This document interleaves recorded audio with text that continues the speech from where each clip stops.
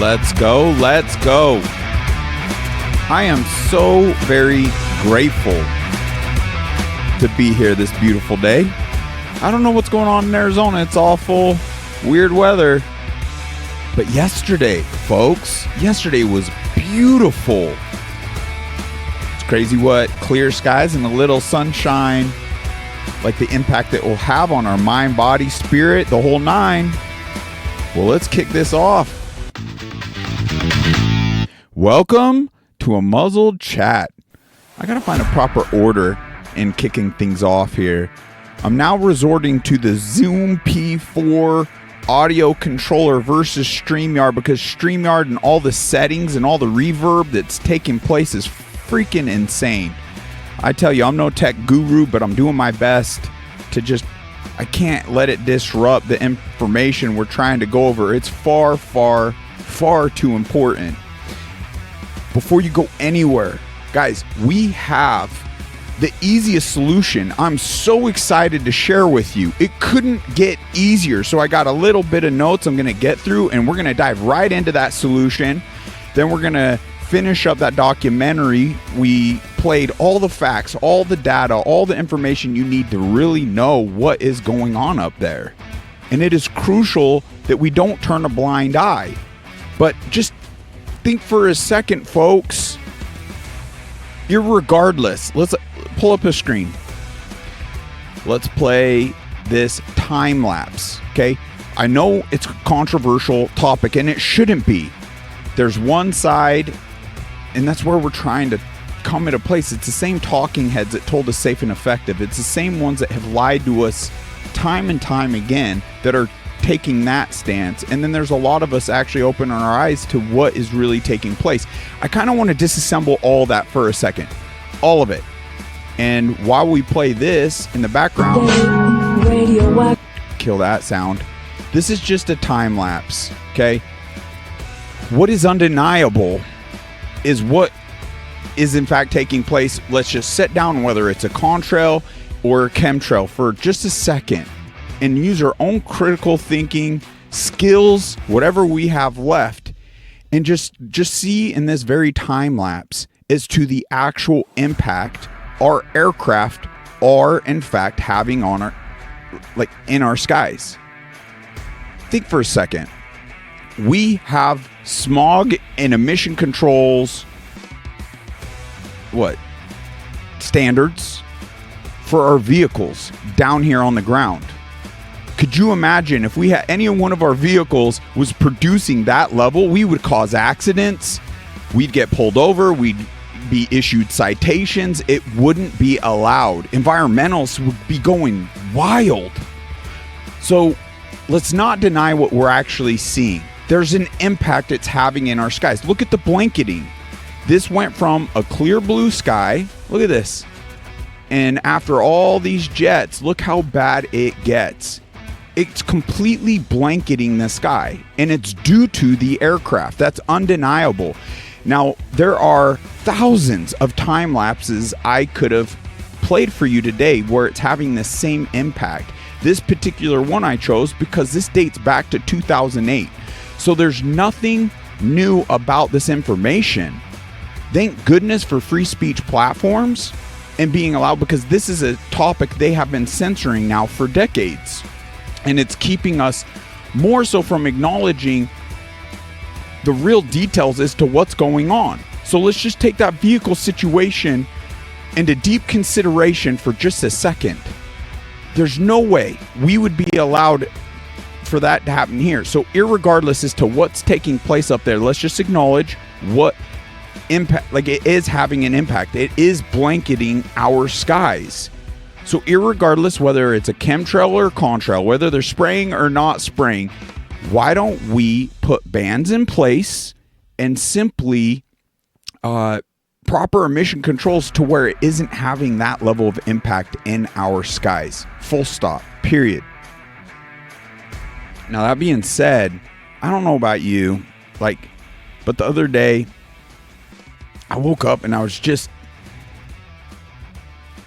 pondering everything that's going on. And at least from where I'm at and what I'm aware of. And it felt as though I woke up in a dream, more so a nightmare. And what was most disturbing about this is coming to terms, like, it's not so much the actual attacks that are taking place. I can come to terms with that. What, in fact, is more disturbing about the world we're living in and the attacks taking place is the lack of response from we the people to all these attacks. That is more disturbing than the very attacks itself. And it just left me in a state of awe. Like, pinch me. This cannot be the world I'm living in, we're living in. What is going on? How are we so, like, just taking a back seat on everything in this life, even when we ourselves have the most to gain in showing up? Just how could this be? How are all our priorities so skewed? How are we not putting a stop to these direct attacks? Guys, this can't be the world we're living in. It's like, wake me up. I swear, it really feels like a freaking nightmare. There's so many notes I want to dive through, but more important than diving through the notes, let's just go into the solution. And there's a lot we could pull up. Let's kill the tunage. There's a lot we could pull up here, folks. All this imagery, like today's cover image, 2-hour time lapse of a chemical sky. Don't look up. Just keep shopping. Pay no mind. I know people can take it personally. Well, why is that? Like, Baby spraying toxic chemicals. Right here, it's undeniable the actual impact that's having. And if you time lapse that, it blankets the whole sky. That is what's coming from our jets, irregardless as to whether it's spray or just emissions. But the fact that level of smog is taking place, why are we accepting that? That is completely unacceptable. So we do need to put bans in place. Look at that, folks. Come on. Wow. You can't make this stuff up. Oh, dude, I'm bouncing all over the place. I really want to dive. Just bear with me. We're going to dive into the solution, and it is so easy. In fact, I'm just going to walk through it, even though, and I wouldn't ask you to do anything that I myself haven't done. So I've already done it, but I'll do it right in front of you and show you how easy it is. But in this video, it's very powerful because just think for a second. Now, this is getting more into the specifics and uncovering distinctions between contrails and actual spray. And it is meeting the definition in my mind as to what a chemtrail would consist of when you look into the further details. But just right here, we're very visual creatures, and just think for a second, okay? We got one trail here that is spanning the whole skyline, and then we have a trail that is dissipating behind the jet. We have another one that's dissipating behind the jet. Now, by their definition, as far as water vapors and ice crystallization, these jets that are dissipating smog trails, that meets the definition. But this lengthy one that spans the whole sky, guys, they can't both fall under the same definition. That is clear to be a chemtrail. Why even bring this up? Well, it's to me the easiest course of action we could take to ban that could have the biggest direct impact on health for all of us, to eradicate what those trails are in fact consisting of. Oh man, I'll let you watch this on your own time, but the actual very alarming, like, how does that happen? How does so much of this happen? It is like, you can't make this stuff up. The actual impact that this is having. Oh wow, and that radar, that's HARP. The documentary goes through all this very, very thoroughly. Okay, let's kick off some. Oh, this is exciting. Very exciting. Let's consider for a second, what reason do they have to censor this very topic? This almost made the cover image for today, folks. Why are they censoring it? Like, YouTube isn't allowing. This is what's hindering people from properly acknowledging and saying no.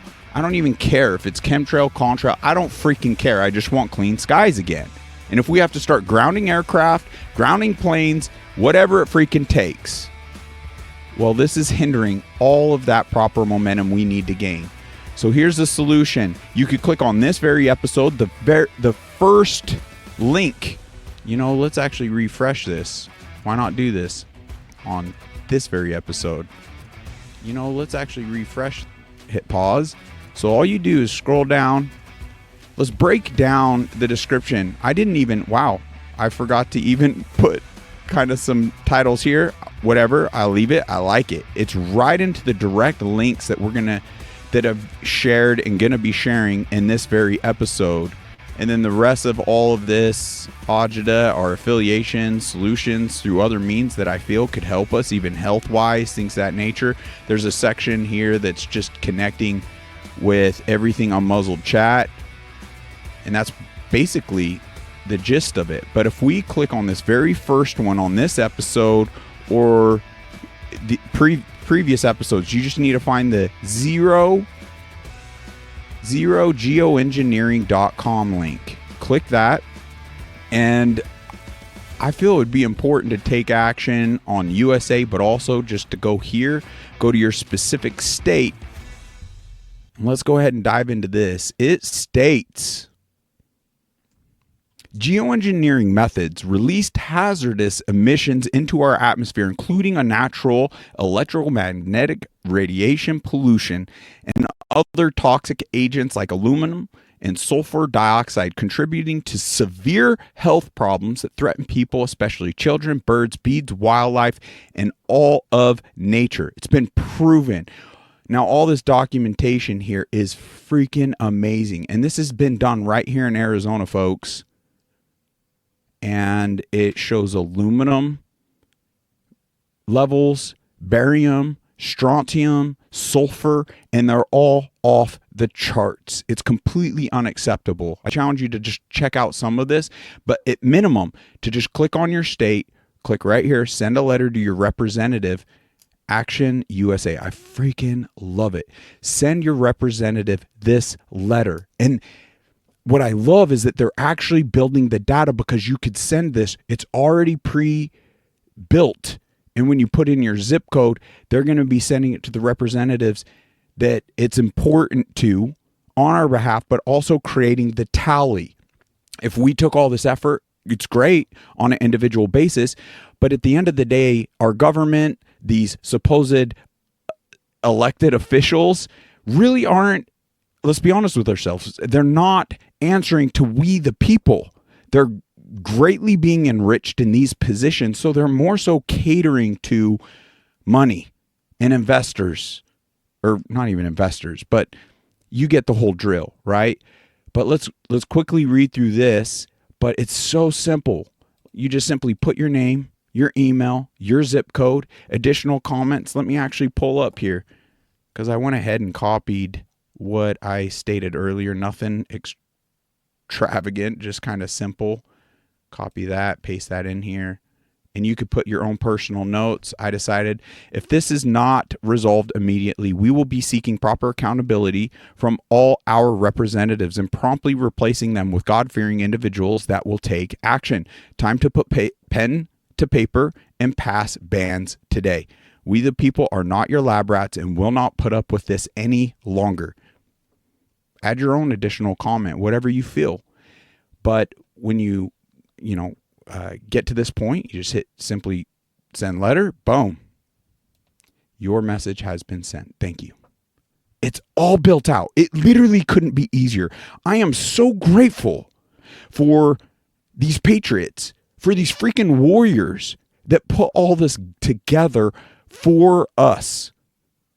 It's Just simple solutions. Okay, as far as the letter, because it's important if we're going to put our name behind something, we understand what's being sent. This just simply states, right here in parentheses, message will be specific for each United States. So, dear legislator or other official, it's stating that their system will insert legislator's name for your zip code. It's doing all the work for us. This is amazing. This message is regarding legislation to ban weather manipulation. Like most people, I do not consent to solar radiation modification, SRM, and other atmospheric I am having a hard time even reading that. I'm going to have to lean in. What do I need? Freaking glasses here? Interventions involving the release of pollutions. If you are not familiar with SRM details, including federal funding and coordination, are described in the following White House report, folks. White House report. Let's just take a quick glance at this. It's all right here. And then it actually references, as it continues, sections of this report. And so it's from the own White House, folks. Like, there's nothing conspiratorial about this. The information is incredibly overwhelming. But right here, it references page 6, outdoor experiments for stratosphere aerosol injection, SAI, and the testing of aerosol injection technologies, page 15, SRM. Consequences may include more frequent extreme drought or participation events. This is a direct quote. This is things they already know about the ramifications. Unbelievable. Page 22. For SAI, experiments of interest is how aerosols are formed and evolved in the real stratosphere in response to the injection. You get the point.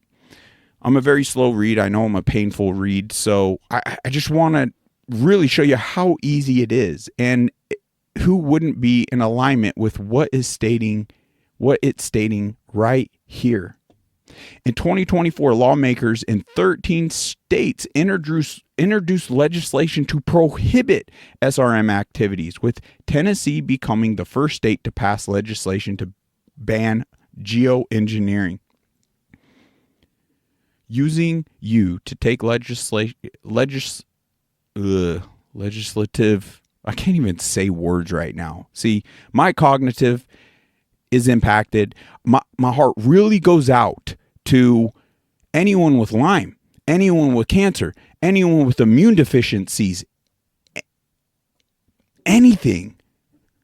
Even more so than the healthy. The healthy, okay, one day, if we don't address this, you'll be on the same bus with us, okay, the special bus. But my heart really goes out to those that are genuinely impacted at this time, and it's demolishing all quality of life. And I'm sitting here, who freaking cares? I will trip over words, I'll stumble, I'll fall right on my face, but it is so crucial that we take this serious. Let's end this nightmare. I can only imagine we move the needle, or the pen in this case, in the right direction, create these bans. That's just step one, okay? And if it continues, what do we need to do? The governors clearly have the National Guard, all these things that they could deploy to literally land these aircraft, to radio them and tell them to stop spraying whatever they're spraying and cite it. I mean, we could even incentivize in the private sector for sky watchers to report all these things. It could be an incredibly cheap thing to stand up. Urging you to take, ASAP to ban SRM activities in our state, including enforcement and penalties for violations. If it's something they're not doing, why are they censoring this content? I believe because they don't want this to be enforced. So, super simple. And I'd imagine if enough of us went through this, then we would give them, since they've created it through the webpage, we'd give them all they need to have to report to sheriff's departments engage them in legal action, also law firms on our behalf. We could now replace our supposed representatives with people, actual God-fearing individuals that will listen to us. They're there for one reason, to hear us. And if they're not going to hear us, they're not going to take us serious. Well, it's time to rotate other people into that seat. All the references, all that data right stinking here. This is, I believe, my friends, is why we can't even make the distinction and sit back and be like, what? There's all these smog regs on our vehicles. How is this acceptable for aircraft? Nothing in this picture, in this skyline, and if we're being honest with ourselves, the majority of the days right here, I don't know about other states. Some states in some areas, I'd venture to say with higher population, may even be worse than what we see here. But this in and of itself, whether they're spraying or not, is stinking irrelevant. How are we accepting that in our skies? Full stop. That is not ice crystallization of water vapors. They cannot span the whole skyline and linger all freaking day. And it doesn't matter whether it's winter or summer. How does an ice crystal in the air in the summertime in 120-degree weather in the Valley of Arizona linger the same amount duration as the wintertime? Like, come on, folks. There's, you know what? Just as I've gone through this, I've created some notes, and whether it's talking points for you, if any of these, like, I just want to go through my notes, if you're cool with that, because it may point out some specifics that, hey, if it triggers anything within you, fantastic. Like, any line of thought, or gives you something to talk about, like addressing concerns as you talk about this, go forth and talk about this very situation, fantastic. But just things to consider, folks. And where does it even start? Oh my gosh, it's pages, folks. I don't know if I'm going to get through it all. How do we lie to ourselves so easily? This is completely diabolical. What our own eyes can see. All right. So one of the points, trails being formed by wingtips or a tail of a plane, or how the actual trail in the sky shuts off and on. Things to ponder, things to think about. To see time and time again with our own eyes, trails dissipating following jets. This is the other point we've already kind of made. As another spray painting the sky from horizon to horizon. There's a distinction between, clearly, well, you come to the conclusion for yourself. How could that both fall under their definition? It can't. So, another point, unorthodox flight patterns also, in my eyes, says it all. The ones emitting these crazy trails often will do full U-turns midair, or weird patterns. What? Are they doing an air show? What else would... You tell me the reason. Tell me the reason, please. Other than, like, geographic targeting spray. What else could that be? Aircraft, after all, are a means of transport, right? One place to another. And it doesn't make sense unless you want to, let's say, fly over the Grand Canyon just to get some scenic. Like, other than that, you're going straight from taking off to the Grand Canyon and then straight from there to wherever your destination is. Or potentially back in that situation, but just to create all these unorthodox patterns, in my eyes, when you pay attention, you start watching the sky enough, it's like, yeah, this doesn't make sense. So, okay, we already kind of made this point, but water vapors and ice crystallization absolutely cannot dissipate, last all day, and blanket the whole sky. The evidence with the patents, folks, in history of experimental programs, geoengineering, military, and also all being done in the private sector. This very documentary, we're only halfway through it, but they bring all this evidence to us very digestibly, like, just so simple, makes it clear as day. All the record let's see, presentations. Oh yeah, recorded, excuse me. All the recorded presentations given on how cheap this method is. They also admit in their very presentations the illness and death this would in fact cause. But they deceitfully talk on how it's for supposedly some greater good, as though, oh, could we afford not to do it? Well, clearly now it brings to light the censorship. It brings to light why they didn't bring us to the table, because they actually did polls. They tried gaining, well, they did gain enough general population data before rolling this out and realized we can't include the people because they're against it. So, well, what's better? We'll just do a secret operation. Unbelievable. Clearly, whatever they presented to our governments, whether through bribe, whether through promises, funds, who knows, they've clearly signed on. And we've brought in so many other scenarios and situations where egregiously unacceptable outcomes have taken place, and it couldn't have happened and been an outcome without also the involvement of our government. So there is a cleaning of house, but how are we effectively going to go after all those things if they are effectively diminishing our health and our brain function and our cognitive and squeezing us from every other angle to where we can't even consider this? That's where I feel all that additional resilience is more so just naturally accomplished as we get back to a sense of normalcy and function in our lives. The unbelievably well-decorated whistleblowers from our military, private sector, commercial space, it's enough right there. If you actually, golly, what's wrong with words? I'm burping. I apologize. I'm only human. But that in and of itself is enough if you actually were able to see the combinations or sit through a documentary like today.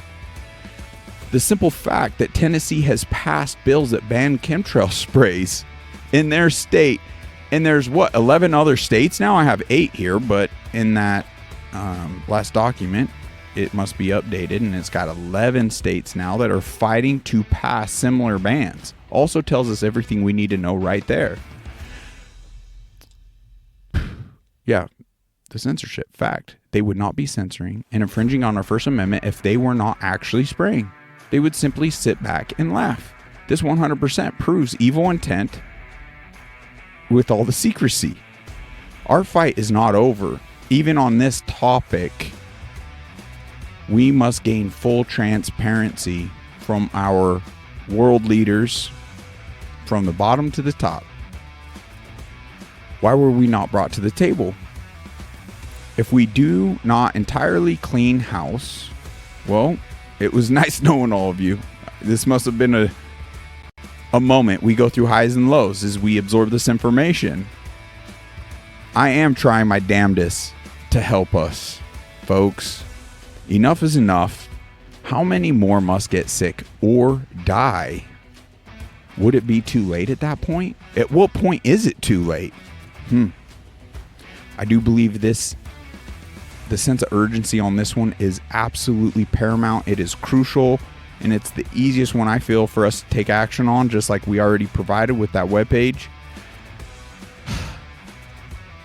The threat to life is truly unprecedented, and I know that's a word that's well misused and overused in today's climate, but it truly is, and completely unfathomable. We truly can't even grasp as to all the other and futuristic impacts.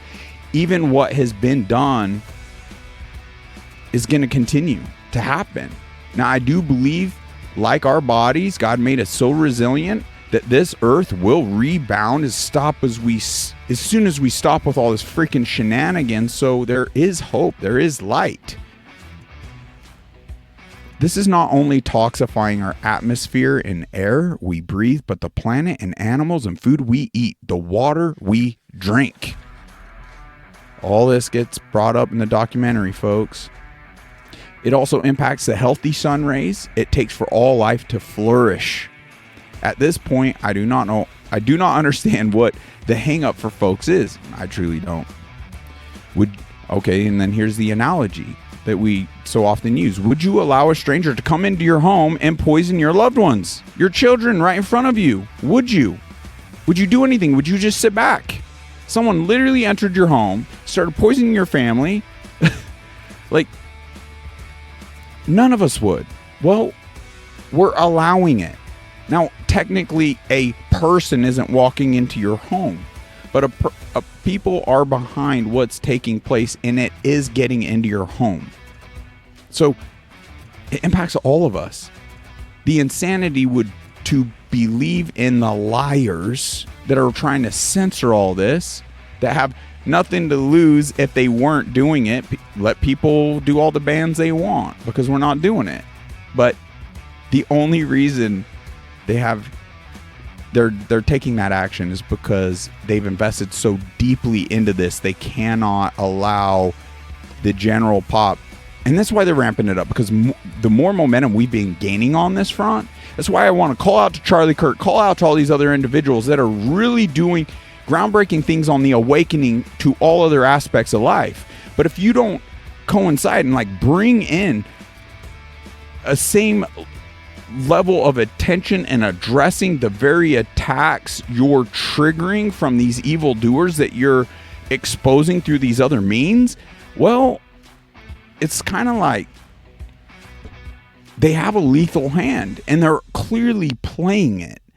And all your hard work, Charlie Kirk, Dan Bongino, so many other individuals that aren't infusing enough and sounding enough, like sounding the alarm enough on these attacks to our health, well, who's to say futuristically that all your efforts are for nilch, nothing, nada? Because at the point those awakened students are sick in their beds, what good are they going to be at that point to this level of warfare? It's interesting. So this attack has also been reported by experts to act as an accelerant for the wildfires, upping the devastations to forest, wildlife, and human loss. Where are the environmentalists on this real threat? Yeah, that's a good question. They want to rip into a diesel truck. Hey, at least that smog doesn't linger all freaking day like this aircraft. Like, where are you? Who doesn't care about our planet? Wow, this is another crazy fact. Are you aware there is a illegal federal gag order in place to prevent whistleblowers from stepping forward on this topic? Unbelievable. This is clearly happening on a very high level to even get to that place. It is time to achieve a world of full transparency. Hands down, war is upon us, and we should not rest until full transparency has been achieved. The material being sprayed on us is the size of viruses. Includes aluminum, barium, nanoparticles, graphene oxide, plastics, bacteria, strontium, and the list goes on. Did you know aluminum nanoparticles do not even exist in nature? How are they ending up in our bodies and brains? Wake up. The only aluminum nanoparticles that exist in the world now were in fact created by man. So that kind of just tells us all. How are they picking out aluminum particles from the stratosphere, folks? That's not coming from vehicle brakes or any other means other than aerosol injection from aircraft, if we're being honest with ourselves.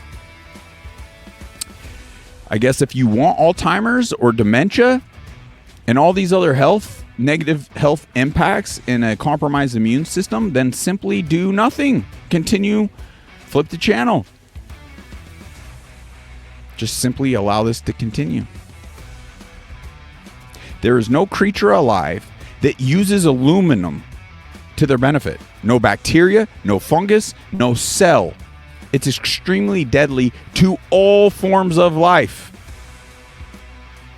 These materials typically reside within someone's body for their entire life, and it is nearly impossible to eradicate. Let's rephrase that. That was something we picked up on another one, but it's very difficult. Luckily, through Masterpiece and their affiliation with us, I swear by this stuff. I cannot wait. This last order is taking longer than usual, so I imagine more people are picking up their products, because usually it was really quick. But until we address this issue, I don't ever want to relapse on taking that droplet. So luckily there's things in place that can help us. We do need the Band-Aids, especially for those suffering like I am. But more important than Band-Aids, we got to address the issue from the source and stop this toxicity from continuing to enhance within our environment.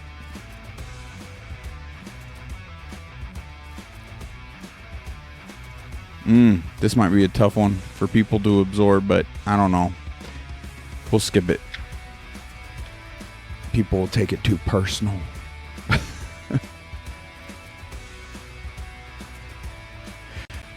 Yeah, it's just more.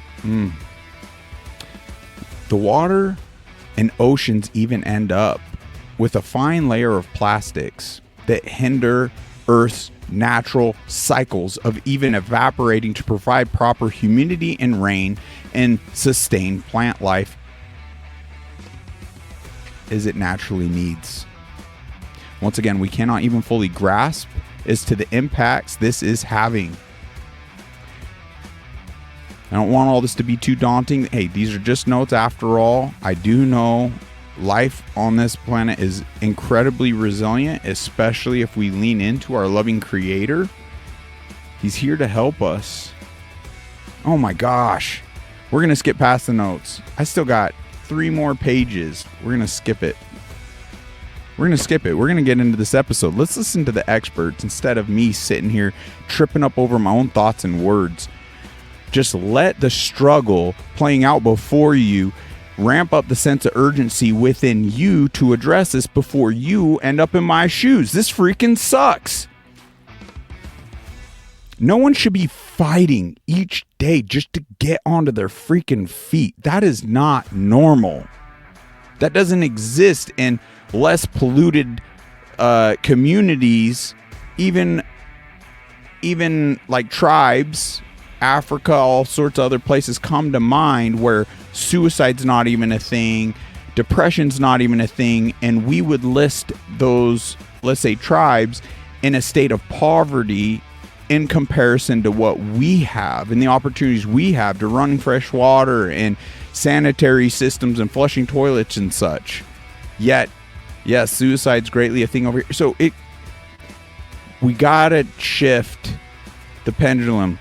The time is now. I love y'all. Thank you so much for sticking with me in this rant. Let's go ahead and pick up where we left off. The question is that people should be asking is, if this is going on, why is nobody talking about it?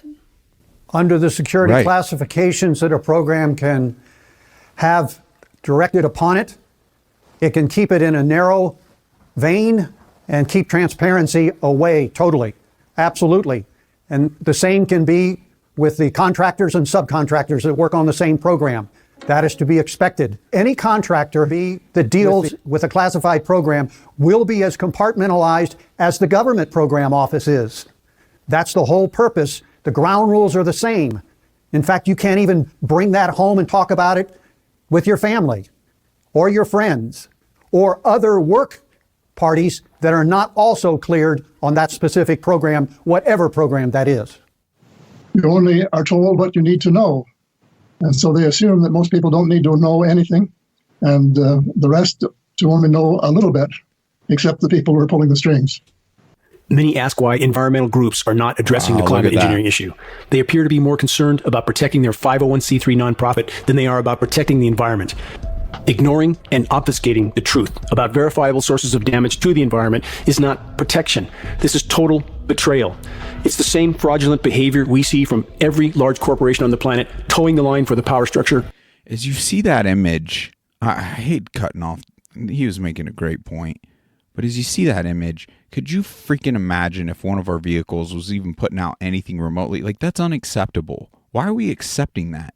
You see all the other aircraft, if you're actually skywatching, flying similar heights, not putting out anything, how some days this is just bombarding. And that's another point I should have in those notes, where just as you start paying attention to the sky, how is it? We know, like yesterday it's not like less flights were in the air, but there weren't these trails.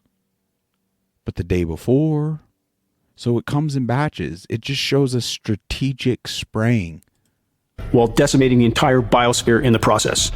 Turning two blind eyes to this situation will not save us from the reality of the near-term impact we are facing. Here's the bottom line. There can be no legitimate discussion about the climate or the state of the climate without first and foremost including the climate engineering issue. We do not have political representation for anybody being interested in saving this planet, and that is something I cannot understand. There is an ever-increasing unhealthy cooperation between really all of the major media and the forces behind the scenes that are responsible for the environmental destruction. So many people try to deny that these programs could be occurring because they claim if they were occurring, there would be people lining up to blow the whistle. And that is so utterly and totally false, when we know that with modern day surveillance, every word that anybody of significance says is recorded somewhere by someone. And when we know what happens to whistleblowers like Julian Assange, why would anyone line up to put their own neck on the block to blow the whistle on these types of programs, knowing that it will at minimum destroy their life? Even though half the pages were blanked out completely and others partially, the fact that they provided me this information and acknowledged, yes, they were aware, it's geoengineering, they were aware, they knew it was happening, and they were monitoring and part of it in that respect. So it's happening, no doubt about it. If these programs were in any sense benevolent, why would there be an illegal federal gag order right now on all National Weather Service and all NOAA employees, the nation's weathermen, an illegal federal gag order? Well, that should tell you right away that all of this is happening at a really high level, obviously. So they won't take questions on it. They feed us BS information on what's going on. The people that are telling us what we ought to be doing are leading us astray. And there needs to be a comeuppance and a really good investigation of what's going on. If you look at the total wealth that we can create on planet Earth, if we create a financial system which supports life and is in alignment with life, what I will tell you is our current financial wealth is less than 1% of what's possible. We don't have economic problems on planet Earth. We have a political problem. But the economy is so suboptimized, and that's because there is this force controlling it from top down. So whatever's going on, I say tell the people, because, the people can deal with it, and the people can, whatever problem there is, they can deal with it or they can solve it. So I'm big on transparency, and I know if enough people push for enough transparency, we can figure it out. Could a strange substance found by a Southwest Arkansas man be part of a government test? Faithfully News 12 investigation reporter Jeff Farrell shows us the results of testing we had done about what's in our skies. They begin as normal contrails from a jet engine, but do not fade away like a normal contrail. KSLA News 12 had the sample tested at a lab. The results? A high level of barium, 6.8 parts per million, more than 3 times the toxic level set by the EPA. More than 3 times. And we're playing a silly game. What is it? Pride, ego. We don't want to seem outlandish with people we know to not even bring this up. Just not even to take, that's why I brought up initially, to not even take the stance, hey, it's irrelevant whether it's chemtrail spray or just contrail. It doesn't matter. The fact it's having the impact we visually can see, that is beyond enough for us, like, hey, let's at least just put the bans in place and let's ensure proper emission controls on the aircraft to eliminate, so we don't have these dang streaks anymore. I don't care what it takes. If we got to ground planes, freaking ground to air defense, I don't care. It's crucial we just get solutions. Just about ready to go into the clean room facility. We will be looking at the samples by scanning electron microscopy. Scanning electron microscopy will provide information about particle size distribution. We will be able to get some elemental analysis. What really this technique is for is to prioritize our samples for downstream, more advanced imaging, more high-resolution imaging, especially by transmission electron microscopy. Put on a fresh pair of gloves. going to start with sample number 8. This is a blank that was collected on the return flight. No flow through this filter, so this filter should be free of any particulates. I'm going to use these scissors and forceps that have been cleansed with isopropanol and then acetone, wipe free with these dust-free cloths. These are the series of samples that we're interested in. These are samples number 9, 10, and 11. These were taken on the return flight where the plane passed through an induced cloud layer. Number 10, I believe, is the one that was passed through a cloud layer at around somewhere between 17 and 19,000 feet. I will take time to cleanse the instruments between each sample. Preparing sample number 9, near the center. Opening it to ensure that the surface that had received the particulates is facing upward. Number 9 is completed. Now processing sample number 10.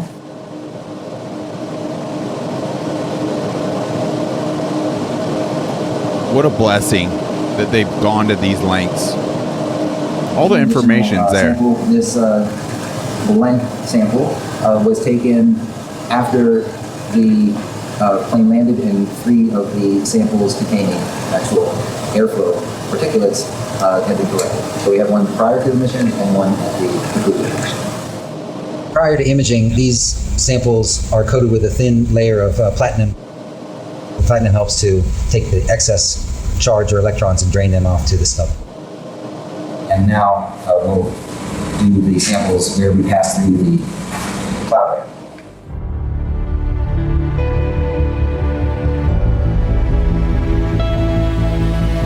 A few little bright particles.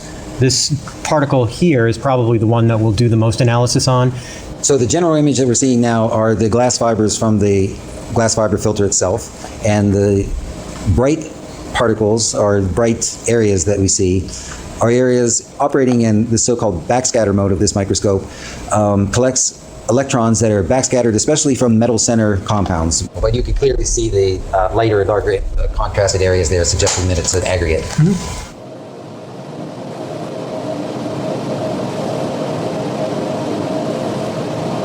Some of the smaller particles in here we're looking at on the order of about 450 nanometers long. But there's also smaller particles in there too. So backscattered electrons, typically the higher the atomic number, the brighter the signal. That being said, what we will do is look for the bright spots and then analyze those. The glass itself does seem to have sodium in it. Wow. Looks like aluminum, sodium, silicon, calcium, potassium. Mm-hmm. So the reason that caught my eye is because it's darker than everything else. And it's got lots of small particles in it. Yep. And this gives us a lot of information. Again, it identifies which filters have qualitatively more materials, just, basically we see more material on it. It also gives us information about size of particles and potential for aggregates that we might be dealing with in the samples. Barium sulfide again? So barium sulfide is interesting. What he's doing now is just getting a high resolution image of it to see if this is indeed a single particle or if there's any evidence that there's an aggregate of smaller particles.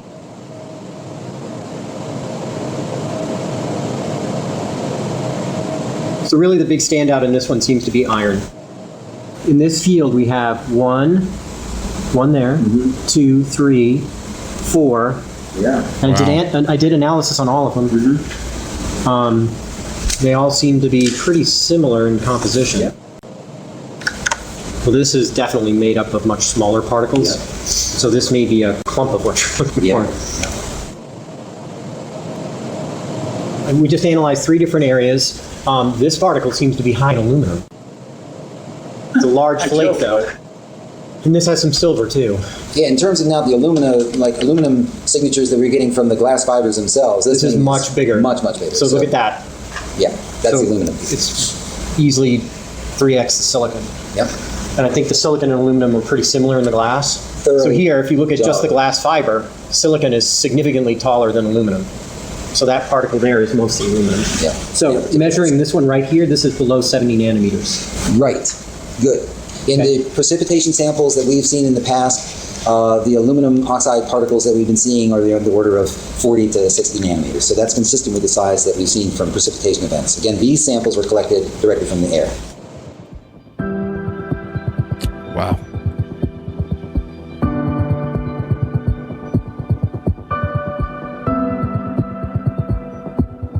There's not a lot of approaches or instrumentation that you can use to observe these nanomaterials. I mean, again, these are the sizes of viruses. And so really the only equipment or instrumentation that is appropriate for identifying these materials is high-resolution transmission electron microscopy. This allows us not only to determine the size of the particles, we can also determine the composition using a technique called elemental dispersive spectroscopy. It's done within this large microscope. So it will give us information about the morphology of the particles, the composition of the particles, and we can actually see the crystalline spacing, so the spaces of the crystals themselves. So we are talking high-resolution microscopic techniques that are really the only way to be able to observe these directly.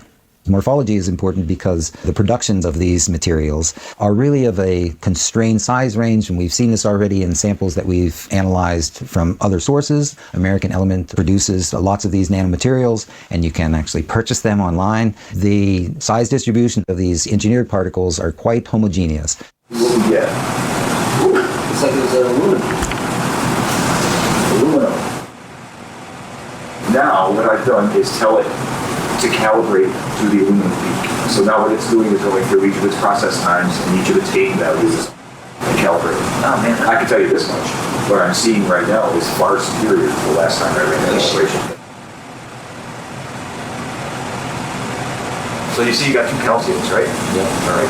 K alpha, K beta. All right. This variant peak is probably an L and an M. Here's your major variant. Yeah, and then you have the other. Wow. Correct. Variant is a triple quadruple. It's definitely. Yeah. Oh yeah. The significance of the results is that, to my knowledge, this is the first evidence of nanomaterials collected directly from the emissions of aircrafts. This is the first time that this has been reported. You see that, folks?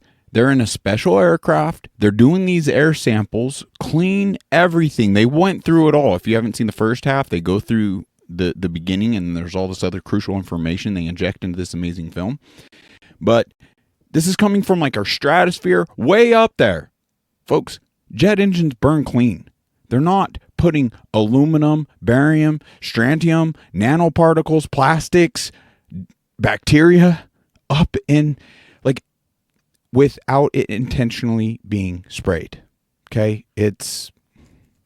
And then you look at the patents, everything they're finding up there matches perfectly these patents. Geoengineering patents, even warfare tactics. It's just crazy. All the data's here, folks. Or acknowledged. There is aluminum and there is aluminum. So the way the people are involved in the destruction of our beautiful planet, they get away with it is because the crust of the Earth consists of aluminum silicate. Although traces of aluminum may be found in almost any soil, only those clays containing 50 or 60% aluminum ore and known as bauxite are mined for commercial production. And so their argument is always, well, we always had aluminum in the system and our body knows how to deal with it. Well, there's a difference between creating nanoparticles of aluminum which do not exist in nature. The nanoparticles of aluminum do not exist in nature, folks. Scientifically proven. The only aluminum nanoparticles that exist is man-created. What is that doing in our stratosphere? What is that doing? Now it makes sense. How it's getting into the bees' brains, our brains, into the plants, demolishing pH levels in plant life and ocean life. Just all the natural systems of the planet we currently inhabit. Why are we sitting back and allowing select individuals, any entities, play God? Which is a highly aggressive material that is seeking to chemically react with other things. The chemical process reaches its climax in these huge tanks, where alumina is precipitated out of the ore in caustic solution. Later, the water content is driven off by baking in giant rotary kilns, resulting in this pure snow-white powder known as alumina. An ever-increasing amount of this alumina is being used in chemical processing, in soil conditioners, in abrasives, and many other applications. Aluminum particles are highly reflective and thus serve the stated agendas of the climate engineers, reducing direct sunlight. The nanoparticles of aluminum are also powerful desiccants, absorbing atmospheric moisture, reducing atmospheric relative humidity, derailing and disrupting the entire global hydrological cycle. Nanoparticulates of different materials are produced for lots of different reasons. In fact, they're in cosmetics, titanium oxide nanoparticles used for sunscreen, zinc oxide. So they're not a new invention. What has happened recently, and again, my knowledge is primarily the medical and health effects studies, is that we've learned to manipulate and create nanoparticles for specific design purposes. We have exploding amount of national laboratory facilities which are researching just the nanomaterials. And it's scary because every single one of them, first of all, is toxic to human body. And second, it absorbs the gigahertz range radiation.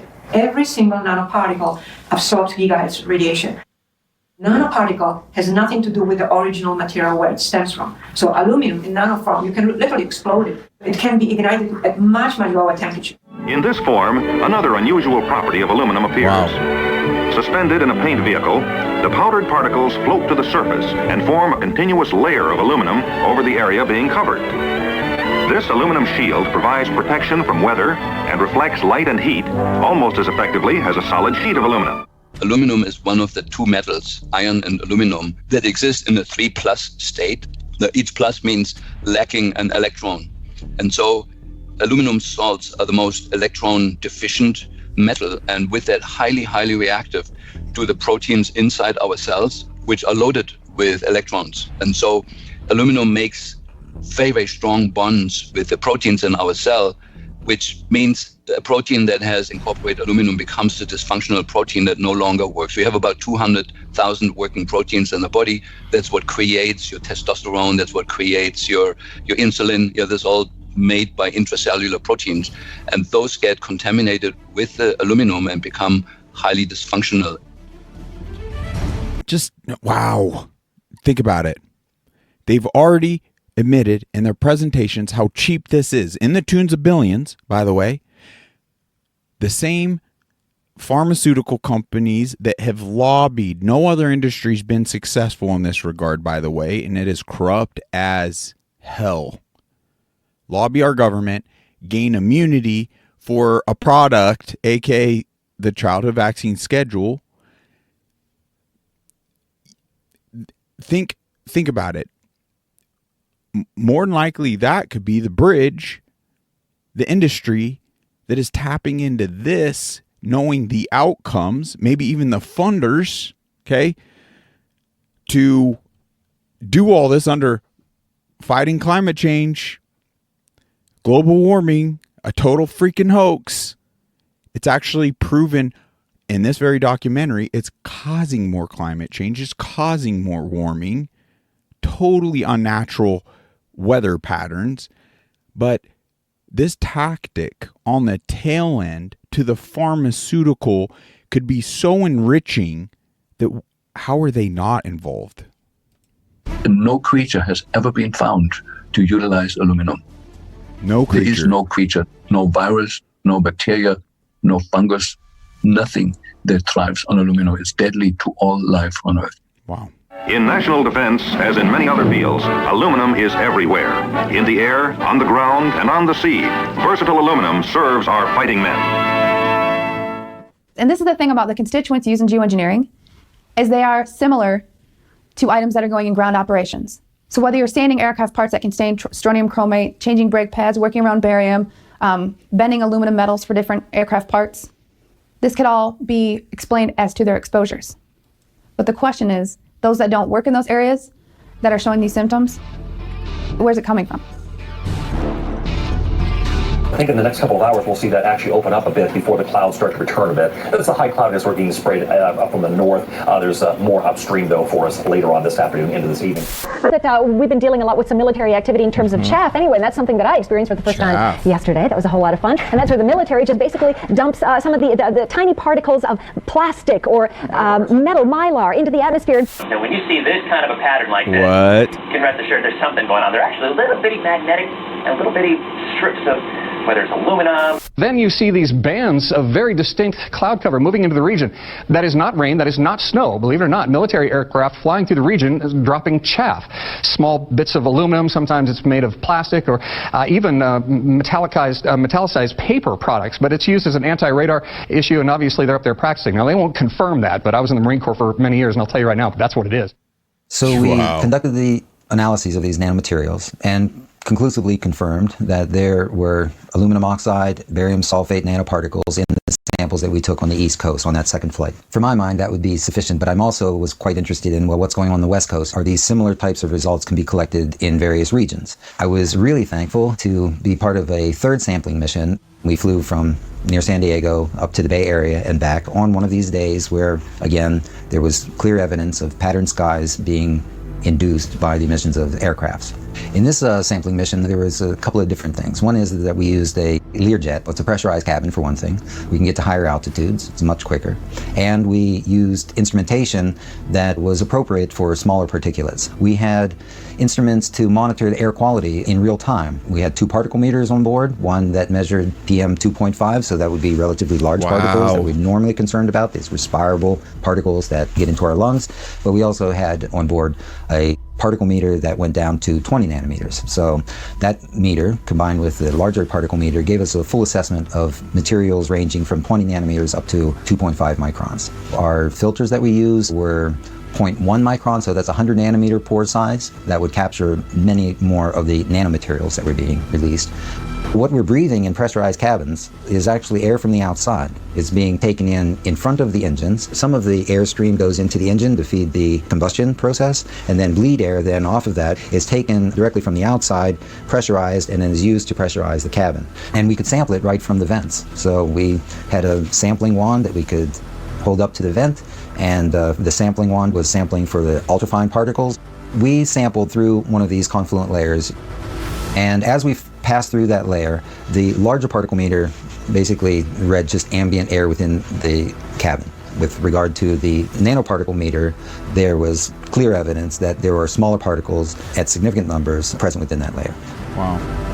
And that is significant. I mean, this is not only just the number of particles that we observed, but also that they were confined to that smaller size range. Above the layer, again, the air quality was quite good. Below the layer, air quality was quite good with regard to the smaller nanoparticle meters. But within that layer, there was clear evidence that there were smaller particles at significant numbers present within that layer.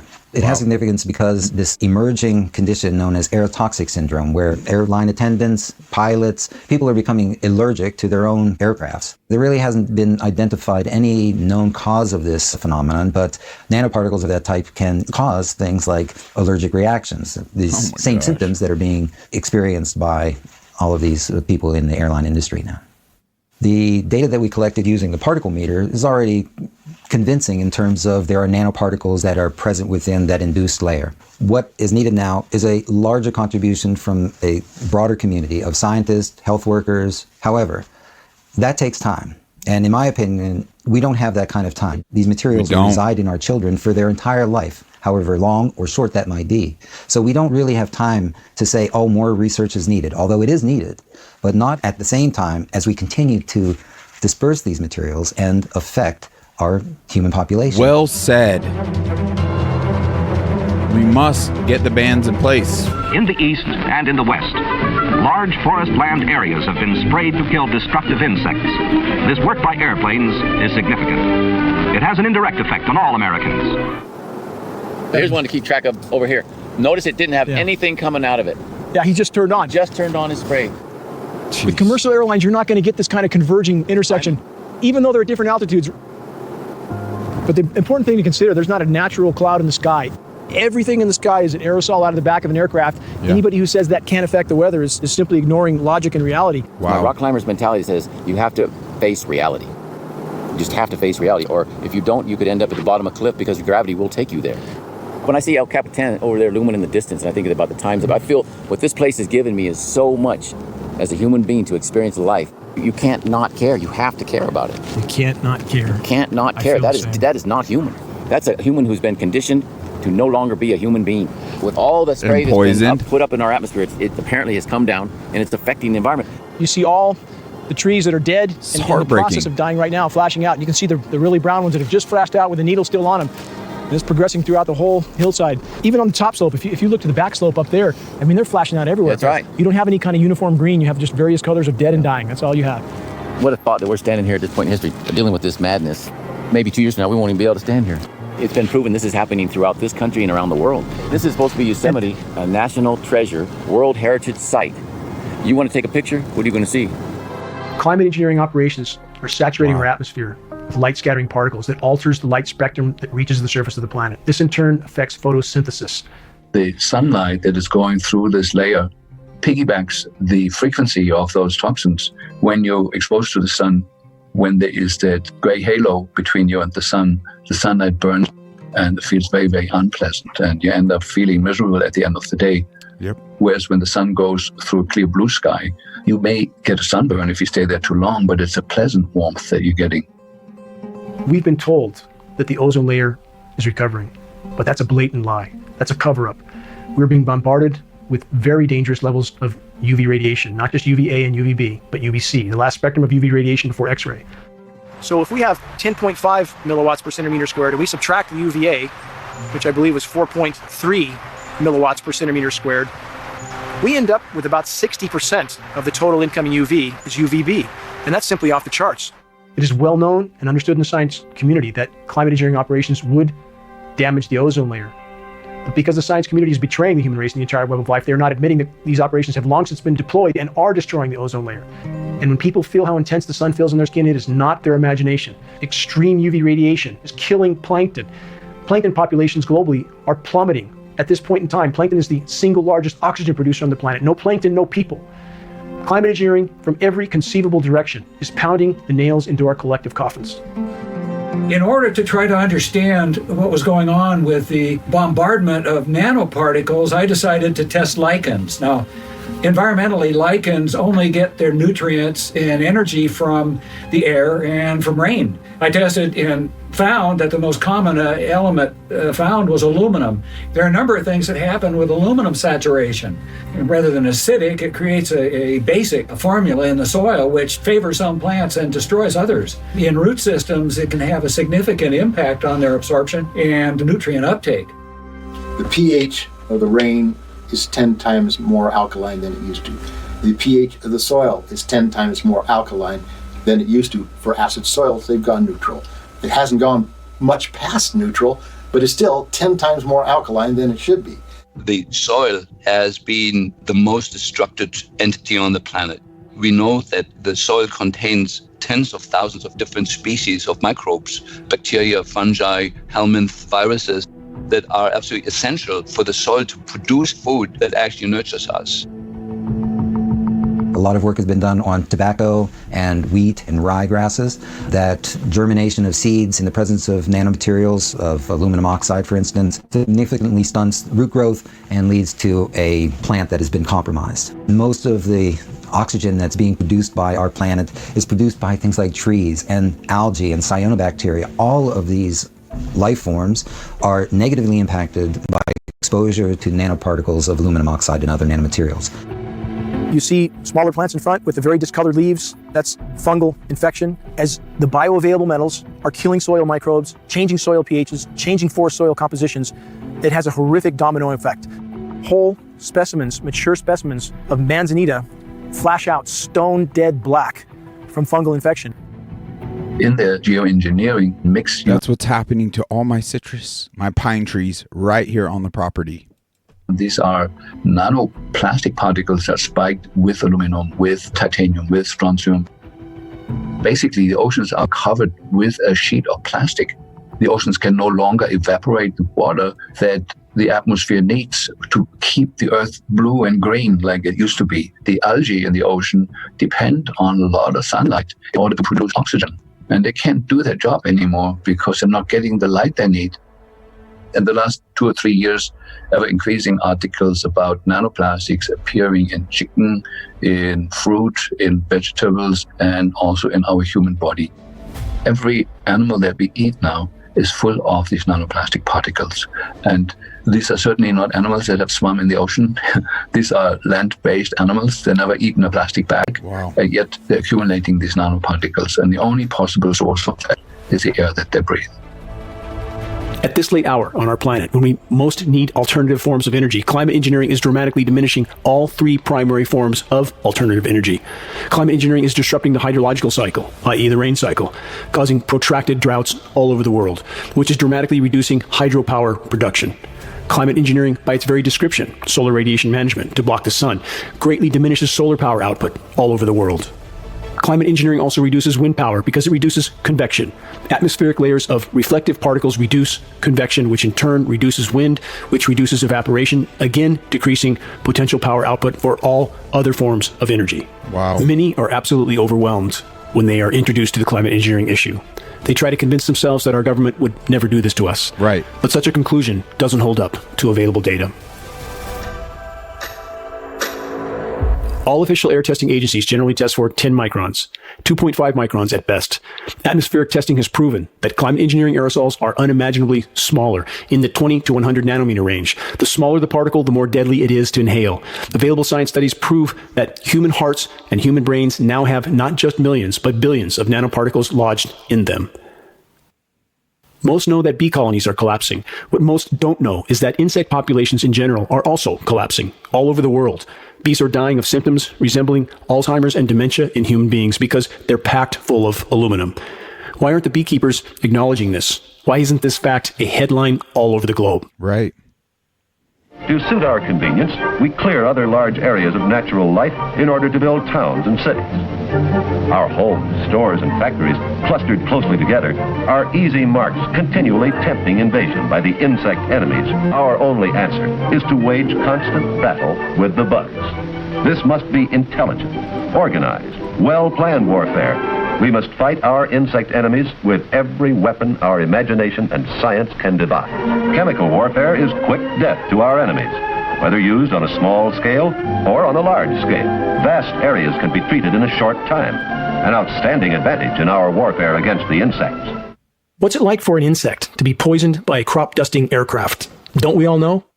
Is there any difference whatsoever between crop dusting insects and the global climate engineering spray operations that have long since contaminated our entire planet and every breath we take?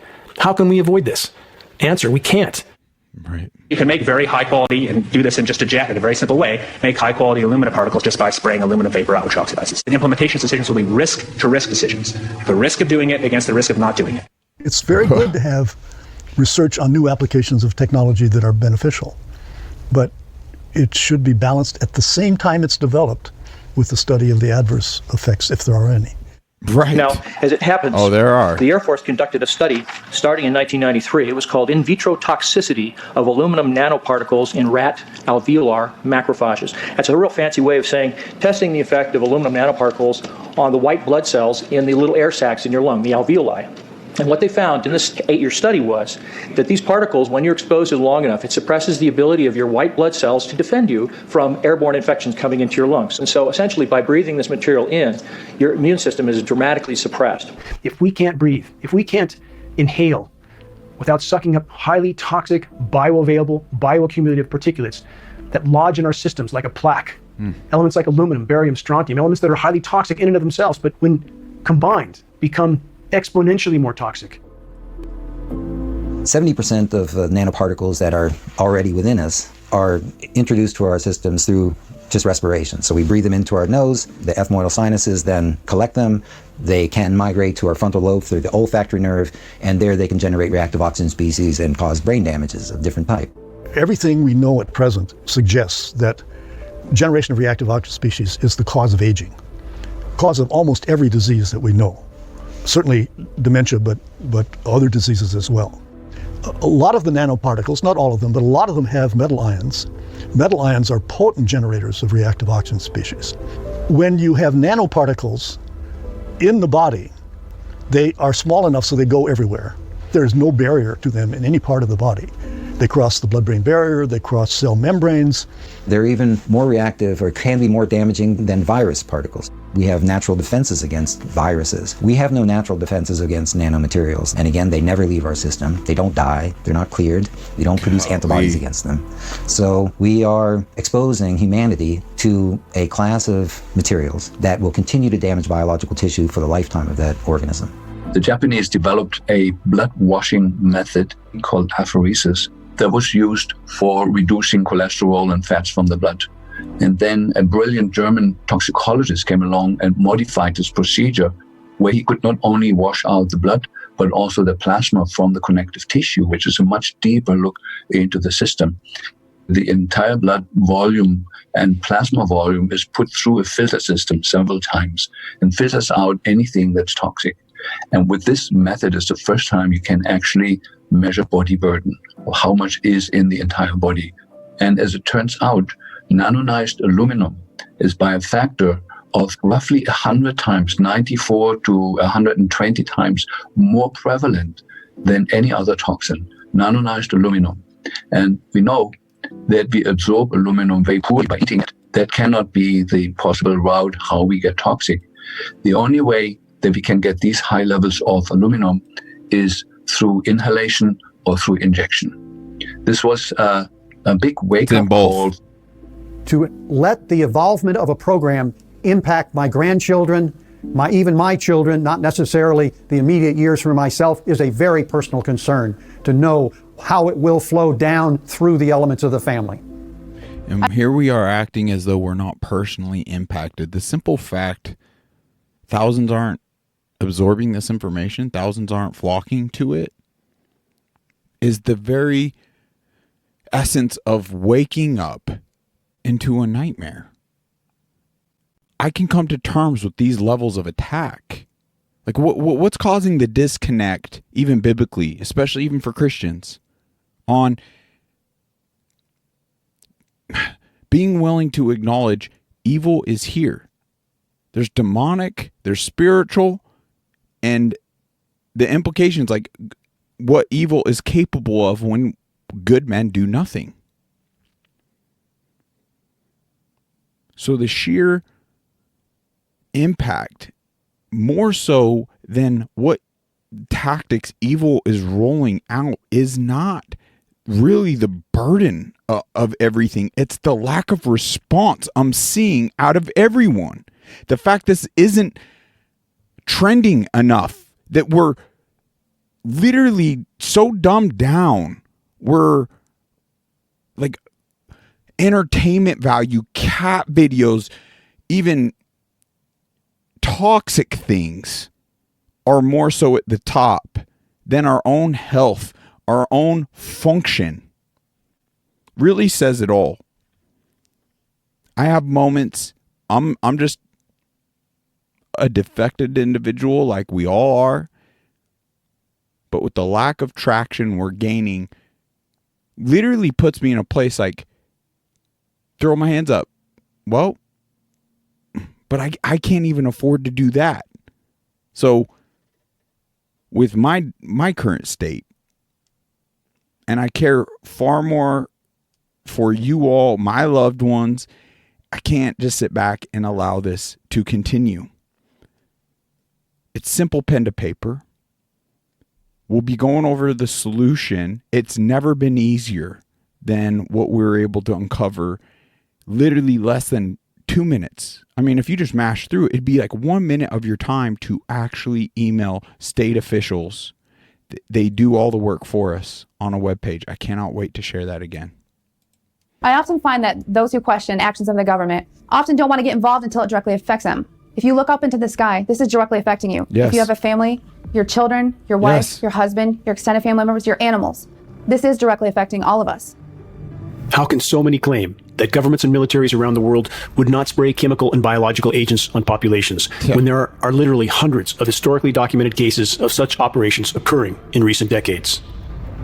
Many biological warfare experiments were officially used to test the range and dispersal patterns of aerosol, particulates, and biological agents.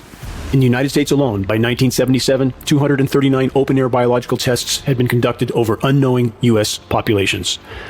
Tests were conducted throughout the 20th century, many of which took place concurrently with the covert ramp-up of climate engineering operations. We are expected to believe that this experimentation was benign and not connected to the climate engineering operations, just as is the case with the ever-increasing exposure to microwave transmissions all over the world. Many of what we are told are only cellular communication towers have power supply inputs that are 10 times larger than what is needed for communications purposes. The compounding synergistic toxicity of these operations is accumulating inside all of us. What makes us sensitive to Wi-Fi and to the electromagnetic radiation in general is the metals in our body. And we never used to have aluminum in our mitochondria. The aluminum in our mitochondria makes the inside of the mitochondria resonant with Wi-Fi, and they start heating up, and it starts destroying the mitochondrial DNA at a very, very rapid rate. And so it's really the synergy of the metals dispersed in our body and the Wi-Fi making our body a resonant antenna with the Wi-Fi environment. And of course, you know, we're going now from 3 or 4G to 5G with the ever increasing amplitude of energy that's delivered into our systems. This is one of those life or death choices. But we're not just talking about my life or your life. We're talking about something that is killing the fundamental living system on the planet. We are bathed now in a soup that is comprised of nanonized aluminum. Glyphosate forms 6 different salts with aluminum and works as a carrier to carry the aluminum deep into our brains. And the only other missing thing there was to open the cell walls, open the blood-brain barrier, is the ever-increasing exposure to radio waves. Half of the people listening to this talk will die with or of dementia. And the main cause of dementia is the nanonized aluminum particles. There's somebody behind the scene orchestrating that with the perfect understanding of the human condition and of toxicology, and brought the 3 things together that will, in a very, very rapid period of time, we're talking 6-7 years from here on, cause major destruction of the human nervous system that could be stopped at a switch. We could have a clean world tomorrow.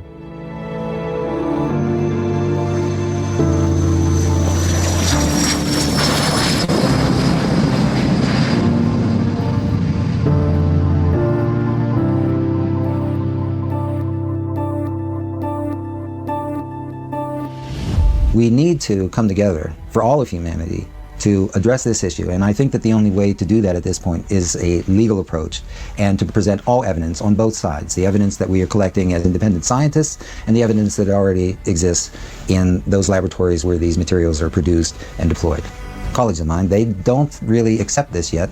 They're starting to, because I've shared some of the data that we've collected, but most of them will ignore it and do call it beat-up conspiracy theories. Well, those learned people are ignorant of the facts. And so my call to action is don't ignore things anymore. You know, we have to address this issue. It's on our doorstep. It's in our skies. It's in our children. We have to do something. If the ongoing global climate engineering weather warfare operations are not brought to light and to a halt, allowing the planet to respond to the damage done, it will never be able to find a new equilibrium, an equilibrium that may yet allow it to sustain life into the future. Exposing and halting climate engineering operations is the great imperative. They are disrupting virtually the entire web of life. I think we need to enlist the support of commercial airline pilots, as well as calling back and bringing these subject up with our House and Senate members in the U.S. Congress. I think it's going to take that kind of action to get this geoengineering exposed, find out what's behind it and why they are doing this. In my life, I have friends, family, wonderful people who are trying to stay within the official reality on the theory that they'll be safer. And the reality is, if you look at where this thing is going, you know, better we deal with it now. It's like cancer. It's only going to get worse. The data is what's going to change people's mind. So you need to be able to draw it out, get the reports available, and get publicity on what the conclusions are so that people believe it. It's not just someone raising a subject that has no validity in people's mind. It's based on scientific data that demands changes. We've gotten to the point where the mystery is so expensive, spiritually, psychologically, financially, legally, you know, that the time has come to say is, you know, who's really doing this and why are they behaving this way? And I often wonder, do any of those people, behind the scenes fearing reprisal, are they looking into this? There is data out there. Who's going to bring it forward? We are rapidly running out of time to take care of this problem. That's what makes it so critical. Yeah, and I can only hope that in my lifetime, we'll have a resolution of this and we can fix it. I'd really like to see the planet stay, the life on the planet stay anyway. How do we stop climate engineering? I'm asked this question so often. The only way forward in this fight, the only way we can expose and halt climate engineering is from the inside out. With a critical mass of awareness, a level of awareness so vast that it causes a shockwave around the world, so that populations all over the world know what their governments have done to them without their knowledge or consent. A level of awareness so vast that our military brothers and sisters and their families understand what they are really a part of, literally self-extermination. We must reach a critical mass of awareness. It is the only way we can expose and halt climate engineering processes, and this effort will take all of us.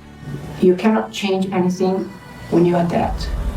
When you are dead, it's all is gone. So as long as you're alive, do something, I would say. I do trust human ingenuity and human intelligence, and I think we still have a chance, but things are far more serious than the general public is aware of. The song is going to be over very soon if you don't turn things around. We have a system full of great pain and great suffering and great poverty, and people sort of walking around in the dark playing bumper cars. It doesn't have to be. And so part of what has me so optimistic is I know what's possible. I know that what we have now is tiny compared to what's possible. So now's the time to figure out what's going on and why. Now, our only chance is to stop interfering with Earth's life support systems, to expose and halt climate engineering once and for all. Allow the planet to respond to the damage done to it on its own. Climate engineering is not a cure. Climate engineering is a curse, even worse than the disease it claims to treat. Time is not on our side. The sand in the hourglass is running out at blinding speed. Please, make your voice heard. Make every day count.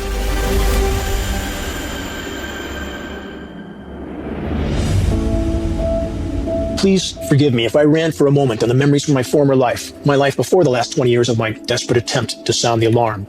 I spent so much time on or near the ocean. I got my scuba certification at age 14. Being below the waves was always an escape to another world. A world that still made sense. A world in which I often felt I wanted to remain. And I feel so fortunate to have seen and experienced life below the surface of the sea in numerous parts of the world. In the waters off New Zealand, Australia, in the South Seas, Fiji, the most remote locations in the Sea of Cortez, the Gulf of California. But the vast majority of my diving sabbaticals were around all the shores of the Channel Islands, off the coast of California. And how incredibly miraculous and thriving were the once expansive kelp forests there. I would meander in total solitude through these mystical undersea landscapes that were teeming with life. When the water clarity was at its best, the visibility could be well over 100 feet, and on such days, stunningly beautiful beams of sunlight would glisten down through the kelp stalks, rising up from so far below me. It was like being in the canopy of a long-lost medieval forest. And weaving my way through the massive kelp stalks in total silence, I felt like a wild and free bird flying through an untouched and unspoiled paradise of unimaginable beauty. So many species, all playing their individual part in the miraculous web of life. Seals, making their way through the kelp, would often alter their course, and they would swim up to me and stare right into my mask, directly into my eyes. They were curious. Many of my memories from the kelp forests now seem a very distant dream from another life. Moments that I knew, even while they were occurring, were slipping away. It was beautiful. It was nature, a part of the living ocean, a part of the web of life on which our lives depend. I had to leave that life. There was a constant calling of conscience inside me. I felt there was much I had to do, that there was a long journey before me, yet to be traveled. The deepest and most untraveled wilderness has always been my sanctuary, and when I trek there alone and in solitude, I feel most connected to the whole. I marvel at the complexity and the miraculousness of life, the countless forms of it. I try to contemplate the endless and seemingly impossible factors that were necessary for life to exist and flourish on this spinning ball of rock in the harsh and hostile environment of space. A ball of rock with its own magnetic shield, with its own moon that stabilizes its orbit, that orbits a life-giving star at just the right distance, with miraculous atmospheric layers that, for unimaginably long spans of time, have facilitated countless forms of life. How wondrous it all is, each part. A dragonfly, a tree, a bird, a whale, the sunrise, millions of tons of water magically floating through the sky in the form of spellbindingly beautiful clouds, bringing life-giving rain. When I witness the destruction of this miraculous web of life, I can only think of returning to the front line of the battle to sound the alarm. Reaching a critical mass of awareness in the population is the only way forward in this fight. The challenges we face are immense. The odds are against us. But as the proverb goes, it's not over till it's over.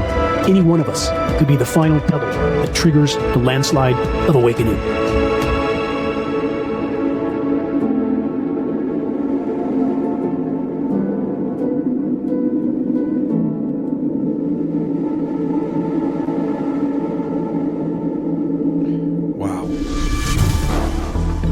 More patents. I am so grateful for these warriors that put all this together. We're gonna let the credits play out. Folks, help us wake up from this freaking nightmare. Now, I'm not disheartened so much as to what evil is capable of, what evil in fact is a part of doing. The true disheartened state as I go through this information, when I watch it individually, I'm fueled, I'm fired up, I'm excited. But I bring it here, and I'm even more disheartened today going into this topic than leaving. And the main reason behind that is the lack of acknowledgement among us. What is keeping us from looking into the data that exists? What is keeping us from determining what is taking place? What is keeping us from acknowledging what our eyes can see themselves? Once again, the simple fact we have smog and emissions on our very vehicles, trucks, automobiles, we wouldn't accept what we're seeing similarly coming out of aircraft down here on the roads. We once again would cause accidents. We would get pulled over. We'd receive citations. The environmentalists want to yell at the diesel truck owners because they might have a little plume. Most of that has been eliminated with all the devastating freaking death, re-polluting the engine. So it's wrecking engines. But ultimately, that doesn't dissipate and then linger all day like what is taking place in our skies with these aircraft. So it's irrelevant to an extent, whether it's a contrail or a chemtrail. We could simply acknowledge that the amount of smog and the way it dissipates and blankets our whole skies, that is egregiously unacceptable. So it's not even conspiratorial to talk about what we're seeing with our eyes. So if someone's not willing to adopt our deep dives and all the information, it's just like, hey, the environmentalist side of it, we can acknowledge what's taking place. We can acknowledge how it's blanketing, and how is that acceptable? Because we're not accepting that down on the ground level. Let's put proper smog bans in place. And hey, if it's not happening, why not have chemtrail bans in place as well? Why wouldn't we do that preventative measure? Let's say if it, to a conspiracy, someone that wants to call this all conspiracy, well, why don't we just be proactive and get the bans? What's that going to hurt if it's not taking place? And then we could clean up so it isn't blanketing our freaking skies. Like, that is egregiously unacceptable. And then maybe going that type of approach will have someone like, well, and you might be able to present this very documentary, not necessarily my interruptions and my takes, just strictly utilize the links below. So my heart is broken. The fact we couldn't even break 10 people on a single stream, a single live, when it is in regards to our function, our health, our quality of life, with chronic illness on the rise, with life expectancy tanking, with immune-related deficiencies just ramping up. With the Lyme disease I'm faced with, I could feel my cognitive It's just on the verge. Like, quality of life is barely there to just even maintain. I believe it's all being done by design. And if we really dive into the Bible, it's as if good people cannot even fathom the lengths evil is willing to go to. The lengths evil has effectively accomplished. To not properly acknowledge and live in that level of disconnect, cognitive dissonance, is insanity. I keep beating this nail home because, my brothers and sisters, I truly don't feel that there is an easier course of action that we could take that could lead to great increases to our health, our function, everything. Just one step at a time. That being said, one of the steps is right here. Let's just go back to the Rumble page. We'll click on this very live. Very simply done. And you could just share these links. I even added it to the comment section. Very simple. Oh, it looks like we're not going to be able to click the link in here, so that's kind of a bummer. But I just changed the beginning simple action to get bans in place that are crucial for progress. Click this link below. And then there's just kind of a quick breakdown. Click the link into your state tab. Click send letter to your representative. Fill in your name, email, zip, any personal comments. Hit send. This couldn't get any easier. Thank you for all you do. What is it going to hurt? So you get in here. You could take action. You could do it through the whole country, or just, you can even click this tab and then the whole state list just pops up. Click your state. And there's a lot of amazing information here, but just the call to action, click send. This is less than a minute. You could read this real quickly because this is what gets sent out. Very simple. I don't know who in their right mind wouldn't agree with what it's touching on here. And it even references right here, the following White House report. You could click that, and it references this. So there's nothing conspiratorial about it. It's using the own White House report, and it has references. Are you kidding me? Urging you to take legislative action ASAP to ban SRM activity in our state, including enforcement and penalties for violations. So right here, name, email, zip. You could even hit send right there. If you want to add some additional comments, add that in, hit send. Now, I've already done this twice today, prior to the episode, then the beginning of this episode, so I'm not going to bombard them with a third one just from the same email.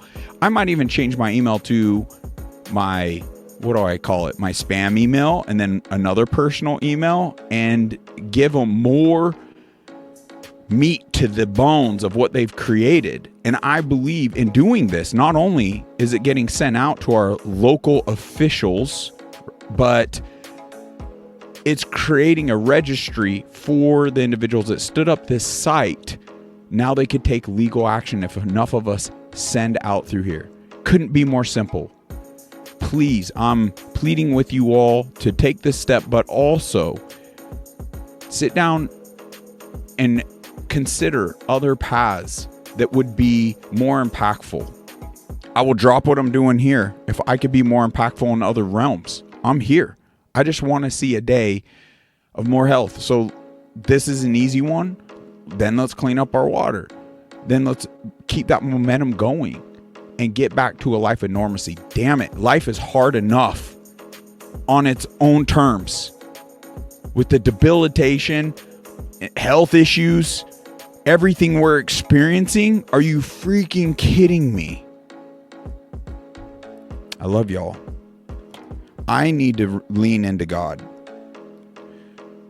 Once again, I am not disheartened solely due to evil's tactics. I can come to terms with that. I can fight that. And it would be a different story if we had thousands of people showing up, interested, thirsty, eager, wanting to know what they don't know, to address the very attacks that are happening to them and their freaking loved ones. Potentially, Like, what does it all matter? What is our jobs? What is our entertainment? What is the new vehicle? All the things we're wrapped up in. If evil now is directly impacting our health in a devastating way, why is it we got to experience being bedridden or a cancer diagnosis or something before we actually take our health serious? Like, unbelievable. They're saying over 50% of the current population now is going to be dealing with Alzheimer's and dementia before even their retirement age, given the statistics and the data that they've collected. So we best be willing to accept that outcome. Ignorance isn't going to keep you from that outcome. That's been proven. There's enough information and evidence out there, and they've only ramped up those tactics since they've even gathered that data. I'd venture to say it's even ramped up more than that. Kind of makes sense as to why my cognitive has been deteriorating. But it's interesting. We got to be honest with ourselves and move that pendulum to a healthy balance. And after this episode, unfortunately, I came into it stronger, and now I need to lean into God more for my own sanity. I know it's not my job to save all humanity and wake everyone up and have all this impact. And that's where I just need to lean into him. And then some days we just got to be honest with ourselves. Where can that pendulum be? But I am gravely questioning, what the frick am I even doing here, considering the lack of response? And that's what has me feeling like I'm walking through a freaking nightmare. This cannot even be real. The lack of action on behalf of us all. Once again, we won't accept that on the ground level out of our vehicles, but we're accepting it in our skies? Get the frick out of here. I am fed up.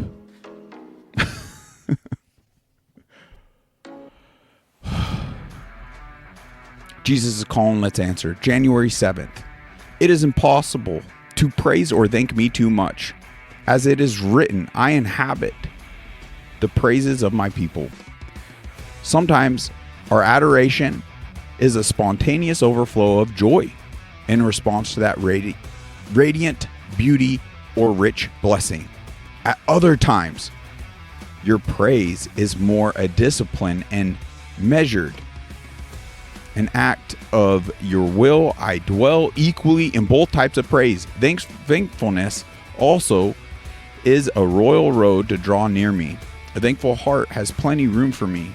When you thank me for the many pleasures I provide, you affirm that I am God, for whom all blessings flow. When adversity strikes you and you thank me anyway, your trust in my sovereignty is a showpiece in invisible realms. Fill you up the spare moments of your life with praise and thanksgiving. I believe I'm reading that. I'm having a moment, folks. I really need to dive into this because my spirit has been disrupted. It came into this all excited, and I'm just utterly deflated with the lack of response. The fact we're not having a progressive growth enough. Now, I can eat humble pie. I can accept the simple fact that I just may frankly suck at presentation and doing all of this. I might be going about it all wrong. But nonetheless, the data is overwhelming. And this is so damning to our function that it's just, I'm absolutely floored, man. This joyous discipline will help you live in the intimacy of my presence. We got 3 biblical references: Psalm 22:3, Psalm 146, 1-2, and 1 Thessalonians 5:18. I can't wait to dive into that. I need it. I need my glass refilled. Once again, folks, like a minute of your time. It just depends on what you end up all clicking around. But if you just simply boom, boom, click your state, boom, boom, time me. What are we at? Boom. You can type whatever you want. Send. Yeah, that's less than a minute. Less than a minute of our time. What are we waiting for? If we can't start doing that, I mean, man, I give up. We get what we get. That's what it is. Yay for the future. We'll see you in the mental institutions. All right, folks. I wouldn't have done all this if I didn't feel we could achieve it. And I know collectively we can nip this in the butt right away. If you have any other better solutions than this step right here, please present it. I anxiously await your email, unmuzzledchat@gmail.com. I invite you to guest on the podcast. Let's put it in your words. And hopefully with your enlightened state and your encouraged state, because I am flustered. God bless you. God bless us all. Until next time. If there's a next time, take care.